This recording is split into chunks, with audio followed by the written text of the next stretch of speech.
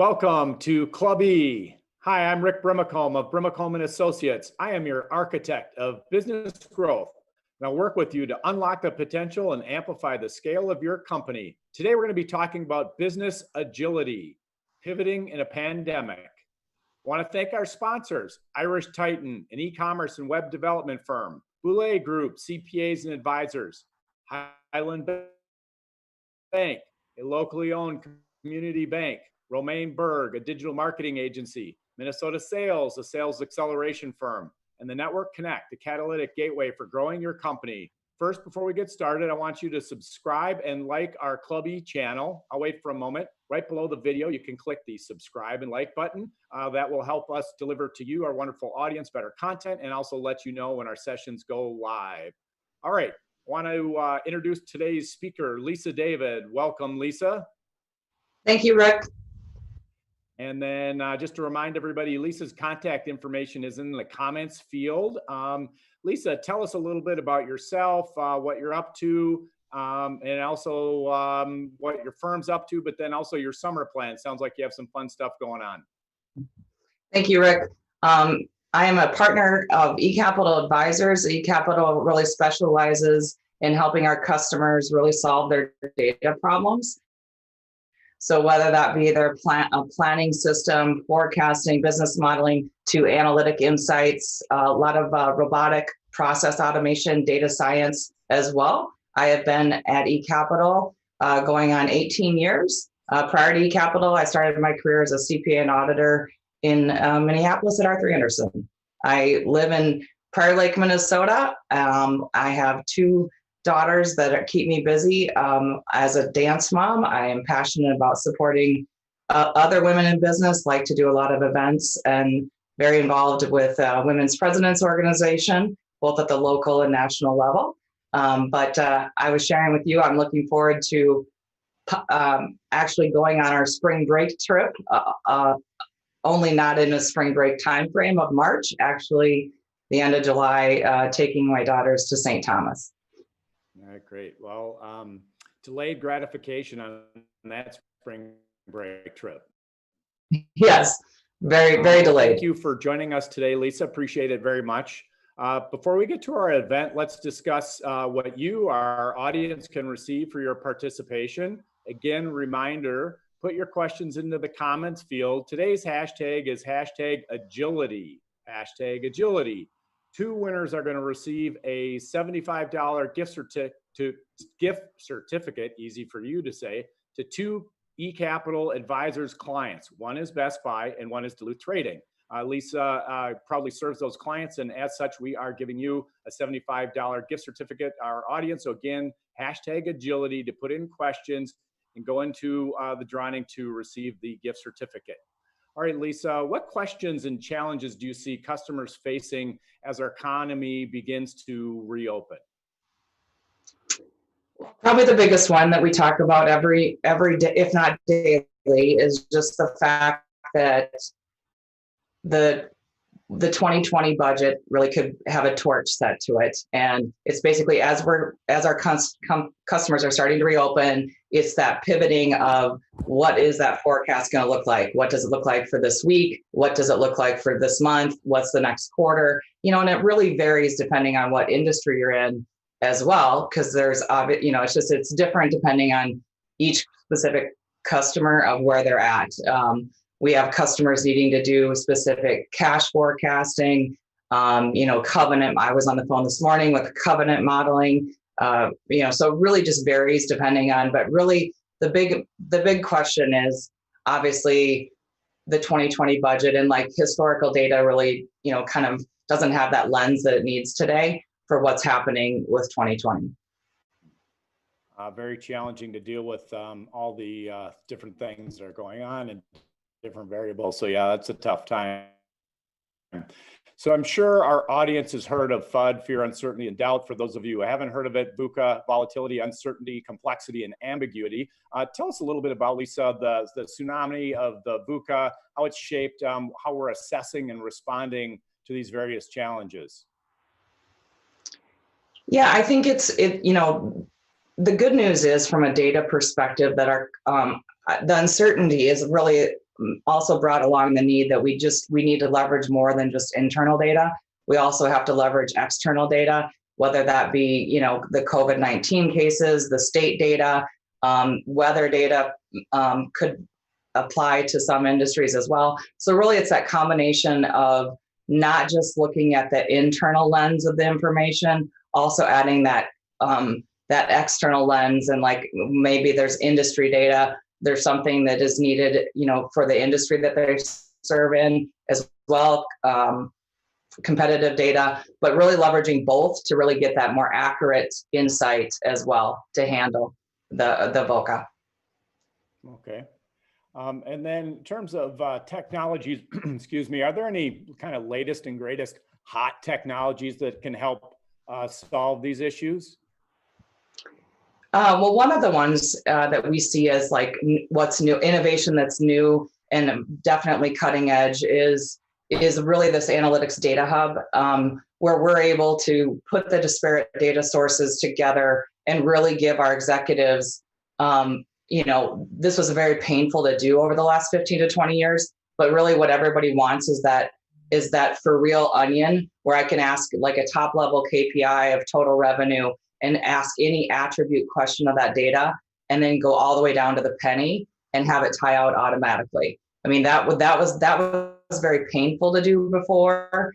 And now there's the innovation that's come about where we're able to take the data sources that exist and, like I said, put a business lens on that and really be able to answer any question of that data down to the penny. That is something that, really even 5 years ago did not exist. And the other value is the innovation, the speed of which you can see this insight. So no longer is this like a conversation where you might desire to start leveraging this capability and it would be like 6 to 8 months before you'd ever have to see your information. You will see your information in weeks.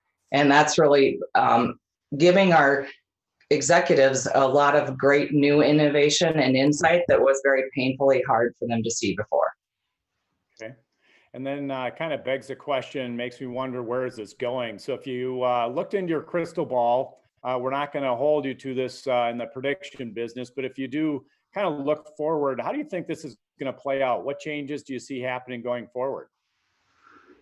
Well, another area that I was just thinking of what's hot is, I think you're going to have our workforces be augmented as well with a digital workforce. So we're doing a lot of automation projects as well, helping our customers really add software robots to a manual process. So I think that our customer teams will be able to spend a lot more time on like the revenue generation activities, the client experience, and really, really would have automation come in at some of those manual tasks so that we'll have both a existing workforce and a digital workforce, I think is what we'll see in the future. Okay. And then obviously, hard data, you spend $1, save $1, those ROIs can be measured relatively easily, but with these kinds of solutions, how do you measure ROI? And then also, how do you try to get a handle on both the tangible and the intangible benefits? Yeah, some of the solutions that we partner with and have in our portfolio actually have like a business value ROI estimator built into the process, so that you can actually do a lot of interviews with stakeholders and find out kind of the current state, what are the number of people involved, how much time is it taking, and then, but to your point, the softer side is the insight that they haven't seen before. How can they use that? That's where it's a little bit trickier to estimate, because that's like new insight that maybe will be leveraged for the next forecasting, optimizing the supply chain.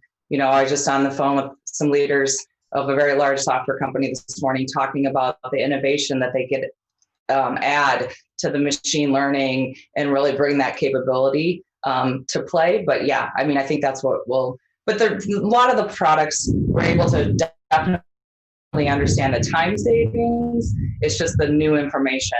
How does that make us more optimized in any other category? When you try to educate business leaders on that, how hard is that? Are the business leaders generally receptive? Are they a little bit reluctant, a little bit slow moving? How do people dig into that? I think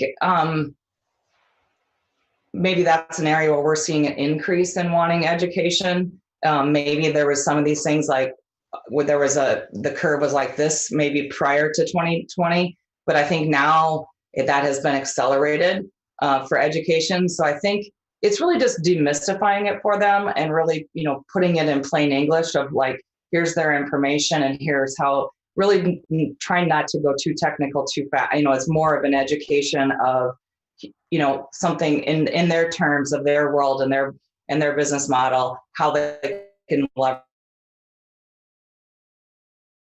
Good waterfront too, given that I have 4 children. I know just demystifying things for them is helpful as well. Yes. And then they try to demystify things to you back. I'm sure you have a two-way highway on that card as well. Yeah, absolutely. Although there's probably technical things that I'm a little slow on the uptake on that you have. So my kids often help me on that stuff, maybe not so much at your household. Say, as these businesses are kind of assessing these issues, they're getting more information faster, trying to make business decisions faster. How do they address these issues? I think, the ability to see them and be able to pivot faster so that they can fine tune, like, for instance, like their marketing spend. So if you can now see all of the category, every day, if the executives can see the category, is it the women's line, the men's line, what's being purchased in this state, at what fabric type, what size, what color. So like really that down to that SKU location day example, they're able then to adjust like the marketing and other functions so that it's not just a one size fits all type of approach. And I think it's really going to help that it'll help give them adjustments that are faster and more agile as well, in any of their promotional lenses and other areas. Okay. And then as you're communicating with businesses about these various issues and having discussions about not only looking backward at what's happening, but looking forward to see where they're trying to go, who in the business are involved in these conversations? I think you really see kind of like a cross-functional partnership today. So, typically it's a finance executive, a CFO, a finance leader, VP of finance. It's also, the IT organization, the CIO. It's also, we're starting to see sales leaders, chief revenue officers, also chief operating officers really kind of cross-functionally kind of look at their analytic, where their current state is and kind of what's on their wish list for the analytic journey as well. Mm-hmm. And then not that you have to get into specific examples of Duluth Trading and Best Buy, who again hit the subscribe and like button, #agility, put in your questions for Lisa. We'll get to those questions here as they come along. But again, give us a couple of examples. Doesn't necessarily have to be Best Buy or Duluth Trading, but give us a few examples of specific companies, how they've implemented various solutions, and then what kind of outcomes did they see? I'll give you a fun example.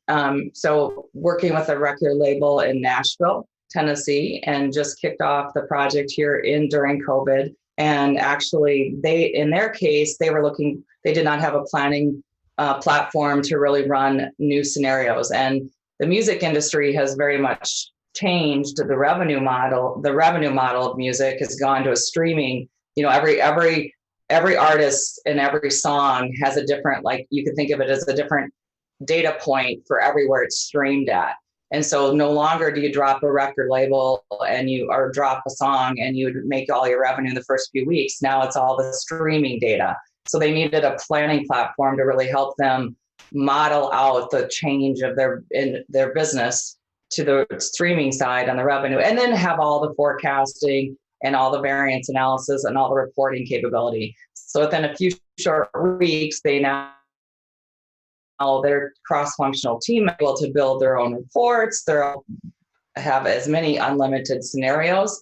If somebody's in a platinum category, a gold artist, a silver artist, what are the what if scenarios of is the silver going to move to the gold, or is the gold going to move to platinum? So it's really given them that agility that they need in the music industry, which is a fun new customer in 2020 as well. We're also working with just a kind of a recent example, working with a bank in Texas that is processing a lot of the PPP loans for small businesses, and they're able to we're actually they will be using the automation that we're describing, like a robotic process automation, to do all of that reporting for all the PPP loans.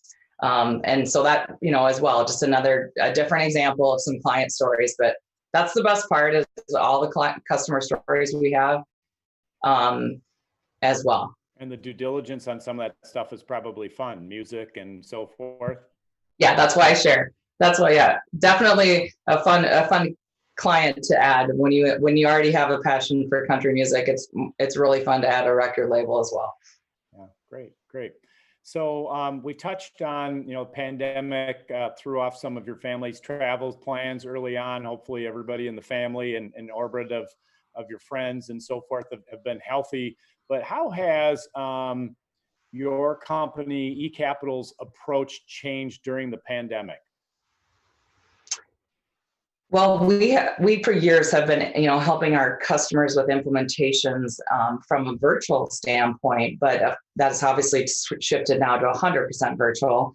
And I think that the shift has really been, instead of like when you typically design or kick off a project, you do design sessions, and they'd be, a few dedicated days that'd be pretty long number of hours. We've really been able to shift that approach to like what I call these sessions with our customer teams, where it's maybe like a 90-minute session on a topic, and it's virtually. We're leveraging whiteboards, and it's really helped. I mean, I think it's really gotten engagement as well. And maybe it's that fact that, when most of our clients are not in their corporate offices, they're able to really get the lens on the data and the insight that they wanted in the design of the solution. So it's just, it's a much more, we're all on Zoom all the time, so everybody's on video, so that, kind of like this, we've really been able to like really break down all geographic barriers.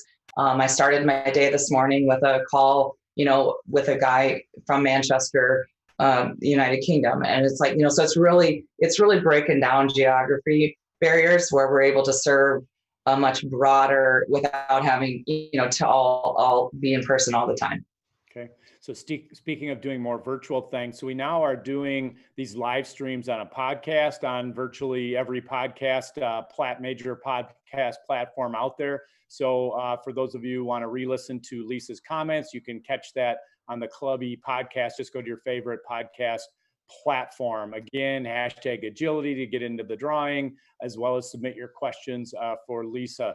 So if you put yourself in kind of the shoes of your customers, are you seeing changes in how the customers are behaving, what they want, what they need, what they expect? How are things changing on the customer front? I think, the customer front is definitely wanting to advance, analytically. Maybe, they typically maybe had a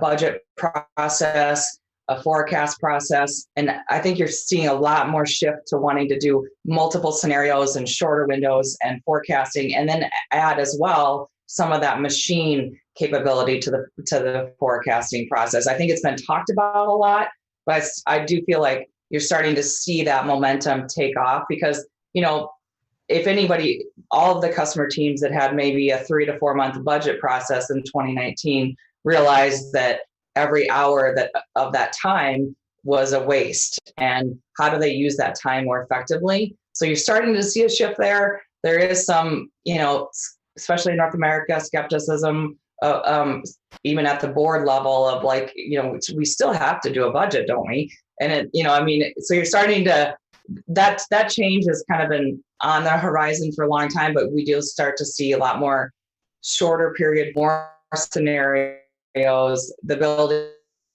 have a lot of them, and then do more modeling, I'd say, operationally too. So whether it be the supply chain, the demand, pricing analytics, there's a lot of it's taking it beyond just kind of like the traditional income statement, balance sheet, cash flow, and getting a lot more operational. Headcount, another area that a lot more accuracy on the headcount modeling as well. Okay. That's very important, and things are changing so rapidly, I would imagine. So you talked a lot of the different technical things here. People are definitely feeling overwhelmed on the work front, the change front, and then also on a personal level too. Any suggestions that you have, either based on individual experience or talking with your peers about trying to help people stay calm, centered, focused, and allowing them to make better business decisions? I think it's just, one of the things that try to live, but not always do well. I'm constant work in process, but just, really just kind of identify that list of untouchables, whether it be 5 o'clock, if there's a certain time of the day that's untouchable, or they're, really adhering to that, and then giving yourself the times for, the rest and recharge, take a few days off every once in a while just to get outside and, maybe, put some, and again, I'm a great coach and the constant person and work in process, because your schedules fill up so fast these days. But, it's just, letting people be able to check in and really give the person, just more than the professional update as well, is how are they doing? Where the personal, the really the true check-in is what I call it. But, really allowing for that to give people the break. But it's, it's been fun, and it's also been nice to kind of go to a deeper level with our client base too, and let them share the struggles that they're facing as well. Mm-hmm. And then I'm imagining that the WPO organization has been valuable through this period of challenge and transition. You mentioned you're involved there both at a personal level, then at the national level or local level and national level. Has that group been helpful through this period as well? It's been phenomenal. So both the connections of the groups that you're in, just, I'd say more frequent meetings. So things that used to be only a monthly meeting, and now there's a bi-weekly. It started weekly when COVID first hit, but now it's bi-weekly. And then there's great content that they're providing virtually to us every week as well. And so great speakers, great support, really feel even more to our chapter teams through this process. The end or towards the end here of our conversation and the prepared questions and interview time we have here. Again, reminder for everybody, #agility, submit a question, go on the drawing for the Duluth Trading and Best Buy gift certificate. But if you kind of thinking about our conversation here today, if you wanted to leave the audience with one kind of main point, the one thing that you really wanted them to remember, whether we've covered it or haven't yet, what would that one main thing be that you want them to take with themselves? I think the one main thing is the fact that I really believe that it's available to you now to be able to have a great relationship with your data and really drive business impact with your data. So whether that be the combination of your disparate systems, leveraging external data, like I said, or just something that you want to advance the capability. But I think it's now available to you, and would love to educate anyone further on how they can really make their data an asset to their organization. Okay, we got a couple of questions here. So question from John: with the degree of uncertainty you found it to be more or less difficult to get clients to make decisions based on data rather than emotion? Great question from John. Yeah, the stories are fascinating because people have beliefs about their data, is a great way to say it. And sometimes when they uncover this, they realize that was an emotion that really wasn't accurate.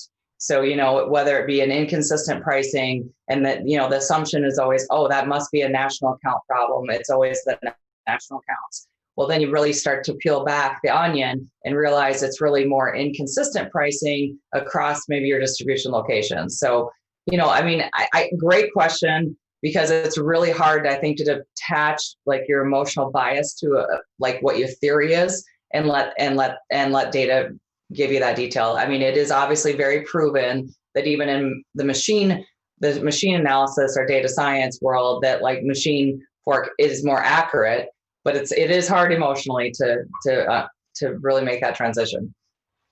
So I got another question from the audience. If you were to spend money on kind of one thing, where do you think the best way to go is to have the best, I guess, intersection of impact and value? So if you had to say, we're going to do one project and we're going to focus on that, get that done first, generally speaking, kind of in what area is that?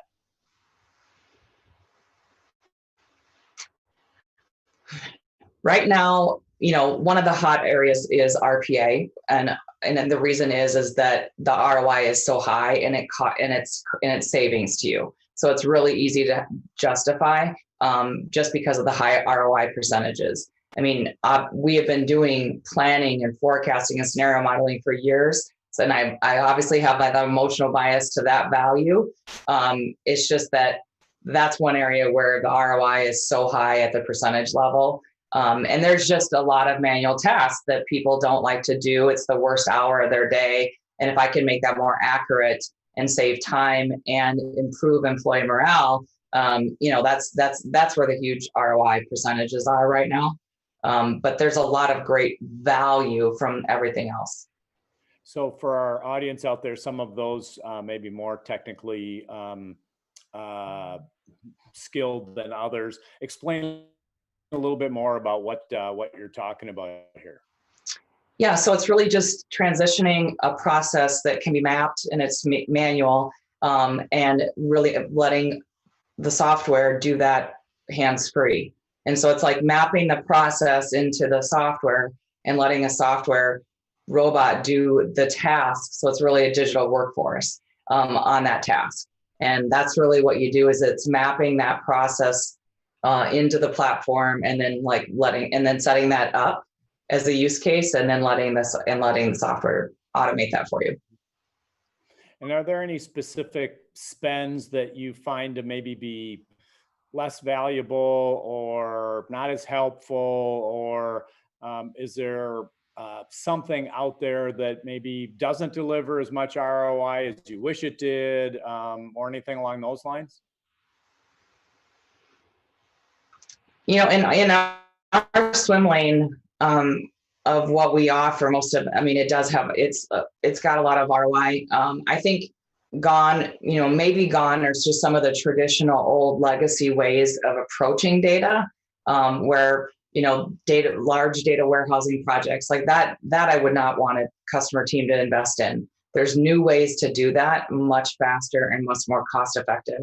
So some of that old thinking, or old, basically legacy platforms on premise, how we handle data, would be the area that I would say there's a new way that's much faster and a higher time to value. Okay.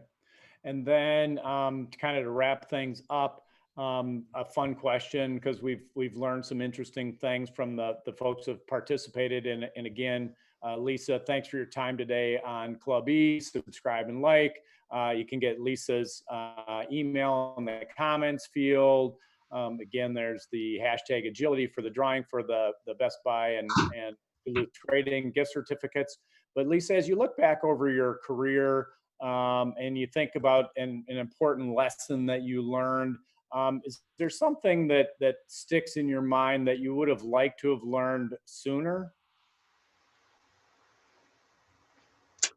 I had a great mentor who gave me some mentorship very early on in my career. Is stick to the things I am passionate about, because that's where you will excel. And I definitely need to continue that, because it's like when you have passion, and really my passion is around understanding my customer's business model and really trying to help. It's fun to be a part of their world and add improvement to their business as well. But definitely stay with the passion. They're not random. They're definitely your calling. Stick with your passions. Okay. And travel as much as you can, correct? Correct. Correct. And hence the map behind you and all the destinations you and your family have gone to, right? Yes. Right. I definitely missed my time that I spent on with Delta prior to this. So. All right. Well, Lisa, thank you very much for participating today. Again, for everybody who would like to catch the entire session, you can get it on our YouTube channel or any of the major podcast platforms. Lisa, thank you very much for participating. We look forward to having you again. Thank you, Rick. Thank you.